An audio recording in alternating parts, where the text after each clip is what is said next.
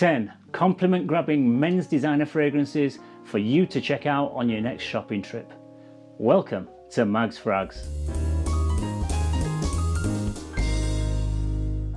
Yes, hello again and welcome to another installment of Mags Frags.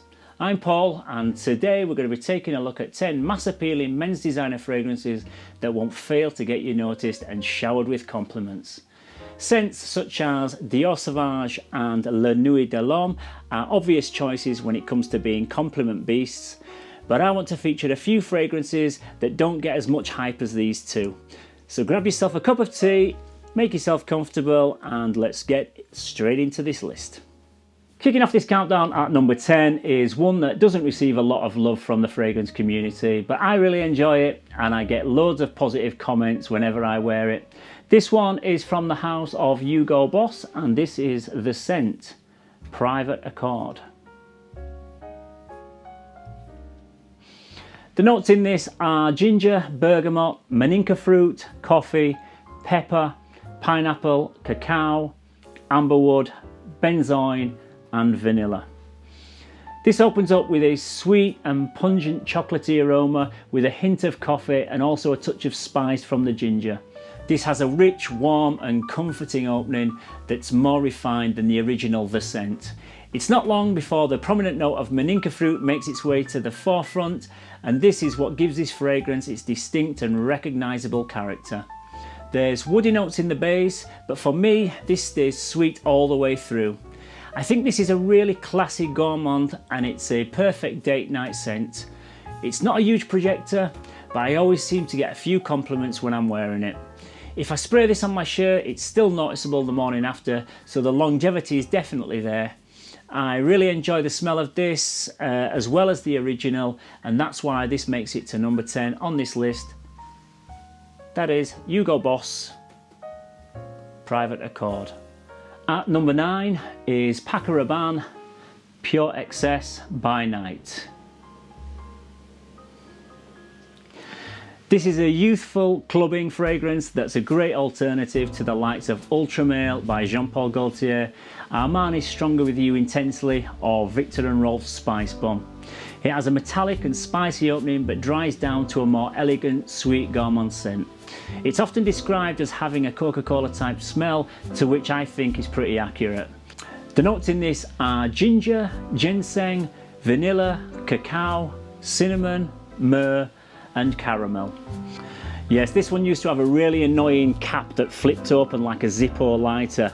It was really awkward to spray, but thankfully that has now been replaced by a more practical removable cap. This is definitely mass appealing and projects really well, so compliments are pretty much a sure thing with this one. Yeah, this is better suited to colder weather and evenings. I'd imagine that this would get pretty annoying to your colleagues if you were to wear it in the office during the day because it is a little bit loud, it's a little bit screamy. Yes, it does have a synthetic smell and yes, it is fairly generic, but if you're in the market for a fragrance that will definitely get you noticed and smells really nice actually, check this one out. This is from Paco Rabanne and this is Pure Excess Night.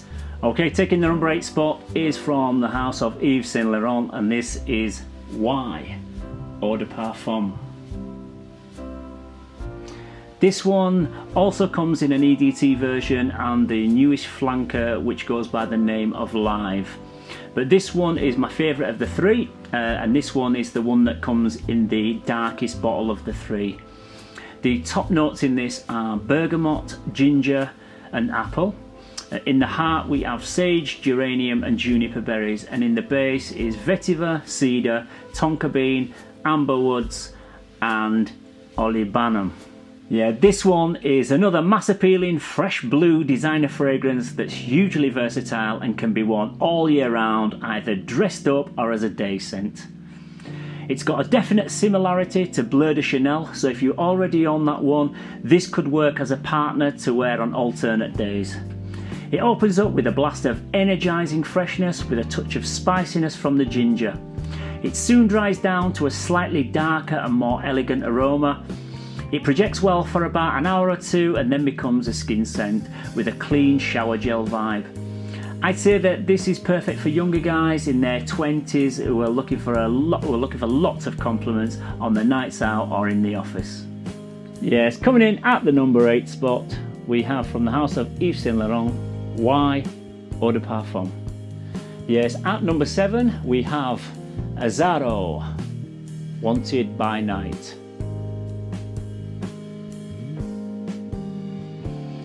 This is a rich, warm and comforting scent that smells to me like an expensive leather jacket. Yeah, the bottle comes in a slightly tacky gun barrel design that you'll either love or hate, but the scent is an attention grabber. The top notes in this are cinnamon, mandarin orange, lavender and lemon. In the heart is red cedar, incense and cumin. In the base we have leather, tobacco, patchouli, vanilla, benzoin and cypress. Yeah, this is a spicy sweet fragrance that comes to life in cooler weather temperatures. It opens up with sweet fruity notes with a hint of spiciness.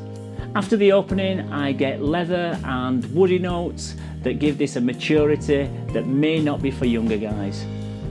It's got a rugged dirtiness about it that I think would complement a casual hipster look of leather jacket and distressed jeans. It's not elegant and I wouldn't wear it for a formal dressed up event. It's very masculine and seductive though, and it's one that women will love. If you are an edgy, tattooed rock star type, this could be your go-to scent. Performance gets mixed reviews and there's been varying reformulations, but for me it projects really well and lasts for about a good 6 hours on my skin. So, coming in at the number 7, we have AZZARO Wanted by Night. Yes, coming in at number 6 is GUERLAIN L'Homme Idéal Eau de Parfum. This was launched in April 2016 and is a darker, richer and more intense version of the original cologne. This has a beautiful sweet cherry, almond and vanilla vibe that smells absolutely delicious. The official note breakdown is bergamot, almond, lavender, rosemary, thyme, Bulgarian rose, vanilla, incense, cherry, tonka bean, sandalwood and leather. This one is elegant and seductive and has a classy sophistication that would suit a date night of a confident 30-something. It stays fairly close to the skin, but it's a joy to wear and anyone who catches a whiff of this won't fail to compliment you. It's not the best performer on this list, but in terms of the quality of the aroma, this one is difficult to beat. It's an absolute fabulous scent and please go check this one out. This is GUERLAIN L'Homme Idéal Eau de Parfum. At the number 5 spot we have another fresh aquatic fragrance and this one is Dolce&Gabbana Light Blue Eau Intense. This is a much improved version of the original light blue.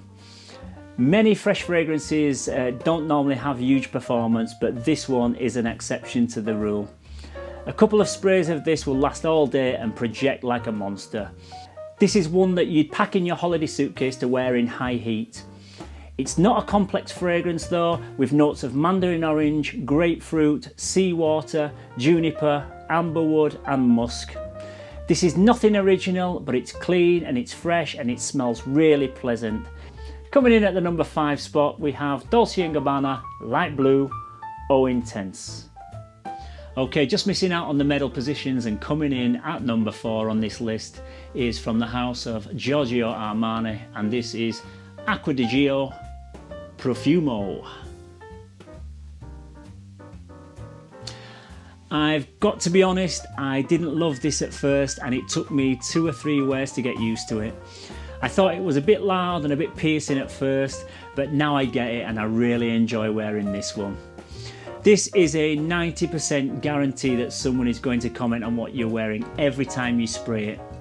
It's a serious scent that I think should be worn by anyone who is in a position of power and influence. It smells expensive and is totally the opposite of a youthful clubbing fragrance. This one is probably more suited to a businessman that's chairing an important meeting. It's extremely versatile and I can see this one being worn all year round. If I was to compare this to another fragrance, I'd probably say something like polo green by Ralph Lauren in the 1990s, just because it grabs you and just makes you respect it. This opens up with a fresh blast of bergamot, geranium, rosemary, sage and sea nuts.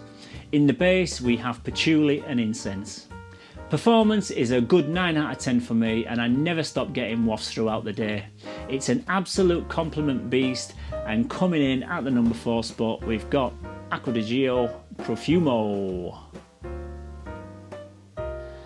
In the bronze medal position and coming in at number 3 we have from the house of Dolce&Gabbana, we have the one Eau de Parfum. This, in my opinion, is the best smelling fragrance on this list. The reason it's not number 1 is because it sits a bit too close to the skin and people have to be in close proximity before they can detect it. The performance is better than the original, but it still fades away after around 2 to 3 hours, and then I need to reapply it. This is a perfect, and I mean perfect, date night scent, as it's charming and sophisticated with a rich and elegant aroma. It's classy and unassuming, but as soon as you lean in to give someone a hug, you won't fail to get complimented. The notes in this are grapefruit, coriander, basil, orange blossom, ginger, cardamom, tobacco, amber and cedar. It opens up slightly spicy with hints of citrus, but the sweetness of the amber is there from the first spray and stays throughout. The dry down is warm and comforting, with the tobacco and cedar producing a sweet and sensual fragrance experience. If you're just starting out on your fragrance journey and haven't yet tested this one, I would highly recommend that you give this one a go, and possibly this should be one of your first 3 fragrance purchases. It really is that good. It's a cracking scent.